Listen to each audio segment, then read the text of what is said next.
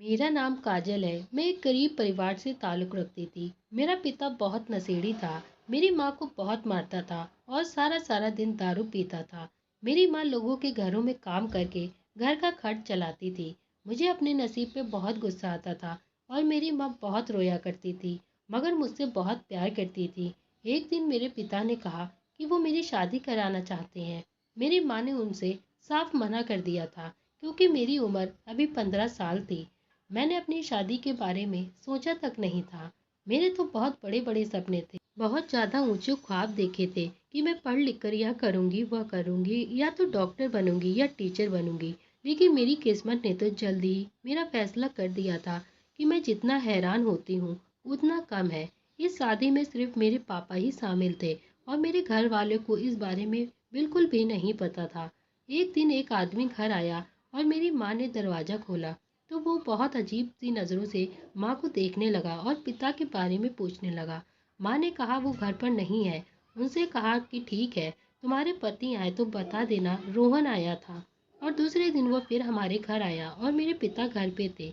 उसने बहुत सारे पैसे मेरे पिता को दे दिए थे और मेरी तरफ देख कर बोला, इसको मेरे साथ भेज दो, मेरी शादी इससे करवा दो। मैं डर के माँ के पास जाकर छुप गई। मेरी माँ ने उसे थप्पड़ मारा। तभी मेरे पिता ने माँ को बहुत मारा और उसे बांध लिया और मेरी शादी करने की तैयारी करने लगा। वहाँ कोई भी नहीं था। मेरी माँ मना कर रही थी और मैं भी बहुत रो रही थी। वैसे भी मेरी शादी कौन सा मेरी खुशी और मेरी इजाज़त से बहुत अच्छे इंसान से हो रही थी जो ज़्यादा लोग आते। मेरे होने वाले पति एक 50 साल का आदमी था। मेरी माँ सरस्वती को कमरे में बंद कर दिया गया और मैं बहुत ज़्यादा मजबूर हो गई और मुझे इस शादी के लिए हाँ करनी पड़ी, वरना कहाँ एक 15 साल की लड़की और एक कहाँ 50 साल का आदमी। मुझको तो यह भी नहीं पता था आज मेरी शादी है। थोड़ी देर बाद मुझे दुल्हन बनाकर बैठा दिया गया और उस इंसान को भी लाकर मेरे पास बैठा दिया गया जो बहुत खुश हो रहा था और हाथों से तालियां बजा रहा था कि आज मेरी शादी है। वहां पर पंडित जी भी आ गए थे। मेरी नज़रों ने एक बार इधर उधर देखा और दोबारा नजरें झुका ली। चमत्कार हम जैसे गरीबों के साथ कहाँ होते हैं। इसके बावजूद भी मैं भगवान से प्रार्थना कर रही थी कि कोई रास्ता निकल जाए और मुझे शादी ना करना पड़े, कुछ ऐसा बुरा हो जाए कि जो शादी टल जाए। लेकिन अभी तक इन दोनों दुआओं का कोई भी पूरा होने का हालात नजर नहीं आ रहे थे। मेरे बाप को मेरे पास बैठा देखकर मुझे बहुत ज्यादा गुस्सा आ रहा था। उनसे नफरत महसूस हो रही थी, क्योंकि सबका जिम्मेदार वही थे। उन्हें अपनी बेटी की जिंदगी बर्बाद होने की कोई फिक्र ही नहीं थी। दूल्हा मुझे घूरते हुए कहने लगा, तुम मेरी पत्नी हो। और इसी तरह मैं उसको उसके घर आ गई थी। मेरे पिता ने पैसे लिए और मुझे बेच दिया था। उस पागल के साथ मेरी जिंदगी लिख दी थी। उस पागल के घर आ गई थी। वहाँ उसका एक भाई और माँ थी। वो लोग पागल इंसान था। वो बहुत ज्यादा खतरनाक था। उसे कमरे में रोहन ने बंद कर दिया था। रोहन मेरे देवर का नाम था। तभी मेरे पागल पति को बांध दिया गया। मुझे वहां पर क्यों लाया गया था मुझे नहीं पता था। मैं तो डर के मारे रोने लगी थी। उस आदमी ने मुझे कमरे के अंदर धक्का दिया और अपने भाई की जंजीर खोलने लगा, जबकि उसकी माँ पीछे से लगातार मना कर रही थी, अपने वास्ते दे रही थी कि मेरे साथ इतना बड़ा जुल्म ना करे। मैं तो 15 साल की थी, लेकिन मैं जानती थी कि लड़की की इज्जत क्या होती है और शायद मेरे पागल इंसान के हाथों बर्बाद होने वाली थी। उसने अपने पागल भाई की जंजीर खोल दी और खुद मुझे धक्का देकर उस कमरे में बाहर चला गया। बाहर से उसने दरवाजे को बंद कर दिया। उसका भाई लगातार मुझे देखे जा रहा था, जैसे वो मुझे पहचानने की कोशिश कर रहा हो। उसे देखकर ऐसा लग रहा था जैसे वह मुझे बहुत पहले से जानता है। लेकिन मैं तो उनका शिकार थी ना, क्योंकि उसने पहली बार देखा तो वो पागल इंसान पूरी रफ्तार के साथ भागता हुआ मेरे पास आया और मैं डर गई, अपनी आंखें बंद कर ली। लेकिन यह क्या हुआ था, आते ही वह मेरे कदमों में गिर गया और मेरे पैरों में हाथ लगाते हुए कहने लगा, तुम्हारा ही इंतजार कर रहा हूँ और देख लो आज तुम आ ही गई। मैं तो उसकी तरफ हैरत से देख रही थी। यह सब सुनकर मैं चौंक गई थी। वह इंसान मेरी मम्मी की बातें कर रहा था और उसका यूं कदमों में झुकना मुझे बिल्कुल भी अच्छा नहीं लगा। मैंने उसे उठाते हुए कहा, आप कौन है, मुझे बताइए। वह मेरे कदमों से उठकर पागलों की तरह हंसने लगा और तालियां बजाते हुए कहने लगा, आ गई हो ना, अब सब ठीक हो जाएगा। मेरा हाथ पकड़कर कहने लगा था और मुझे बहुत तकलीफ हो रही थी। मैं जोर जोर से रो रही थी और तभी मेरी सास ने दरवाज़ा खोल दिया और मुझे उस पागल इंसान के चंगुल से छुड़वाया और मुझे अपने साथ लेकर अपने कमरे में आ गई। मुझे समझ नहीं आ रहा था और वह इंसान जो मुझे मेरे पापा से खरीद कर लाया था एक अच्छा आदमी लगता था, मगर उसने बहुत ज़्यादा बुरी हरकत की थी कि वह मुझे यूं पैसे से खरीद कर लाया था। वह आते ही अपनी माँ से लड़ने लगा कि वह मुझे वहाँ से क्यों निकाल कर लाई है। कहने लगा, आप जानती हैं ना मैं कितने समय से इन सब का बदला लेने का इंतजार में हूँ। आप रास्ते की दीवार बनकर आ गई हो। वो मुझे खींचकर पागल के कमरे में ले जाने लगा, जबकि मैं चीखने लगी और मेरी सास बार बार यही कह रही थी, तुम जानते हो यह ठीक नहीं है, इस लड़की का उसके पास भेजना खतरे से खाली नहीं है, इस पर यह जुल्म मत करो। उसकी माँ ने जबरदस्ती आगे बढ़कर मुझे छुड़ाकर अपने कमरे में ले गई। बोली, मुझे उससे बात करनी है। मुझे नहीं पता था उनकी लड़ाई में मुझे बीच में क्यों लाया जा रहा था। मैंने तो उनकी शक्ल भी कभी नहीं देखी थी और ना ही उसके बारे में कुछ पता था। वह औरत बताने लगी कि मेरे सिर्फ ये 2 बेटे हैं। यहाँ पर ये दोनों भाई एक दूसरे से बहुत प्यार करते थे और उसकी हर ख्वाहिश को पूरा करना उसको समझते थे।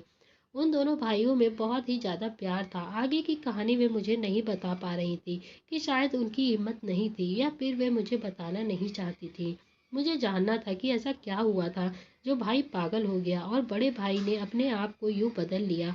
मुझे लगता था ज़रूर उनकी ज़िंदगी में कोई ऐसा इंसान आया होगा जो मेरे ही खानदान से होगा। मैंने अपनी सास से पूछा तो उन्होंने बताया कि तुम्हारी माँ से मेरा बेटा बहुत प्यार करता था और दोनों शादी करना चाहते थे। मेरा बेटा तुम्हारी माँ के ही गुण गाने लगा था। शादी की बात आती तो साफ कह देता था कि मैं तुम्हारी माँ सरस्वती से ही शादी करूँगा। हालांकि हम जानते थे ऐसा होना नामुमकिन है, क्योंकि तुम्हारी माँ और हमारी बिरादरी अलग है और वे अपनी बिरादरी से बाहर शादी नहीं करना चाहते थे। लेकिन मेरा बेटा इस रास्ते पर बहुत आगे बढ़ चुका था और किसी भी कीमत पर उनकी वापसी का कोई रास्ता नहीं था। इसीलिए हम उसके कहने पर तुम्हारी माँ का रिश्ता लेने चले गए। हम मामूली नहीं थे, खाते पीते लोग थे। इसके बावजूद भी तुम्हारे नाना ने हम सब की बात नहीं सुनी और अपने घर से धक्के देकर निकलवा दिया। हमारी हिम्मत कैसे हुई कि उनकी बेटी का रिश्ता लेकर उनके पास आए। तुम्हारी मम्मी ने भी कॉल करके मना कर दिया। कहने लगी, पापा ने जहाँ पर शादी तय करी है मुझे वहीं पर शादी करनी होगी। तुम्हारी माँ तो सिर्फ शादी करके अपने नशेड़ी पति के साथ चली गई थी, लेकिन मेरे बेटे की जिंदगी उजाड़ गई थी। तुम खुद देख सकती हो कि अभी सिर्फ तुमको ही पहचानता है, क्योंकि तुम अपनी माँ जैसी दिखती हो। और कैसे तुम्हारे आते ही पैरों में बैठ गया वह इंसान जो पापा से मुझे अपने भाई के लिए खरीद कर लाया था। उसने कहा कि सिर्फ तुम्हारी मम्मी से बदला लेना चाहता था, उसे एहसास कराना चाहता था कि कोई अपना बिछड़ जाए तो दिल पर क्या बीतती है। मैं जानता हूँ कि मैं बहुत आगे तक पहुँच गया था, कि मैंने तुमसे शादी करने का ही फैसला कर लिया। मेरी माँ मुझे मना कर रही थी, लेकिन मैंने उनकी एक नहीं सुनी। सिर्फ और सिर्फ तुम्हारी माँ से, जो मेरे भाई की हालत की जिम्मेदार है, उसको छोड़कर चली गई थी। इसीलिए मैं गुस्से में आकर पागल हो चुका था और मैंने वह सब भी किया जो मुझे नहीं करना चाहिए था। मेरे पैरों तले तो जमीन निकल गई थी। मैंने तुरंत अपनी माँ को अपने ससुराल बुलाया। मेरी माँ जब घर आई तो उसे पागल को देखकर वे बहुत रोने लगी। उसके आंसू नहीं रुक रहे थे और वे माफ़ी मांगने लगी। मुझे और ना चाहते हुए भी उनसे कहने लगी, आप कितनी बुरी हो, आप कैसे किसी इंसान के साथ ऐसा कर सकती हो। मेरी सास ने भी उनसे कहा, तुमने ऐसा क्यों किया मेरे बेटे के साथ। मेरी माँ ने कहा, मैंने अपनी मर्जी से शादी नहीं की थी, मुझे मेरे घर वालों ने मजबूर कर दिया था। पापा ने कहा था, पापा ने धमकी दी थी कि अगर उनकी मर्जी से शादी नहीं की तो वे आपके बेटे को मार डालेंगे। इसीलिए मैं अपने प्यार की जान बचाने के खातिर चुप हो गई थी और जो पापा ने कहा मैंने वही किया। किस्मत ने मेरे साथ भी कुछ अच्छा नहीं किया, एक नशेड़ी पति के पल्ले बांध दिया, जिसकी वजह से ना मेरी आगे की जिंदगी थी और ना ही पीछे की। मेरी जिंदगी खुद बर्बाद हो गई थी और मेरी यह बात बोलकर मेरी माँ रोने लगी थी। इस सारे खेल में मुझे सिर्फ एक बात अच्छी लगी थी कि उसका पागलपन मेरी मम्मी को देखते ही जैसे कहीं दूर सा चला गया हो। मम्मी का हाथ पकड़ के फिर से अपने बीते हुए कल की बातें दोहराए जा रहा था। मैंने माँ से कहा, माँ अब उस घर में हम नहीं जाएंगे। मेरी माँ के लिए यह करना बहुत मुश्किल होगा, मगर मैंने अपनी माँ को मजबूर किया कि अपने पहले पति से डिवोर्स लेकर अपने प्यार के पास मोहब्बत से शादी कर ले, ताकि वे पहले जैसा हो सके। मैं जानती थी उसे सिर्फ मेरी मम्मी की मोहब्बत ही ठीक कर सकती है और मैं यह भी जानती थी कि मेरे पापा कभी नहीं बदल सकते। हम पहले ही ज़िंदगी सुधार लेने चाहिए थी, लेकिन अभी देर नहीं हुई थी। इसीलिए मैंने अपनी माँ के हर फैसले पर और उसके हर कदम पर उनका साथ दिया और उनकी शादी उनके प्यार से करवा दिया। मेरे नए पापा बिल्कुल ठीक हो गए। मेरी मम्मी के प्यार से वे ऐसे हो गए थे जैसे उनको दोबारा देख कर वे बिल्कुल ठीक हो गए। आज मेरी ज़िंदगी कामयाब है, इसका सारा क्रेडिट हमारे नए पापा को जाता है, जो हमारे लिए सगे बाप से भी बढ़कर साबित हुए। मेरी मम्मी की मोहब्बत ने आखिरकार उनको ठीक ही कर दिया था।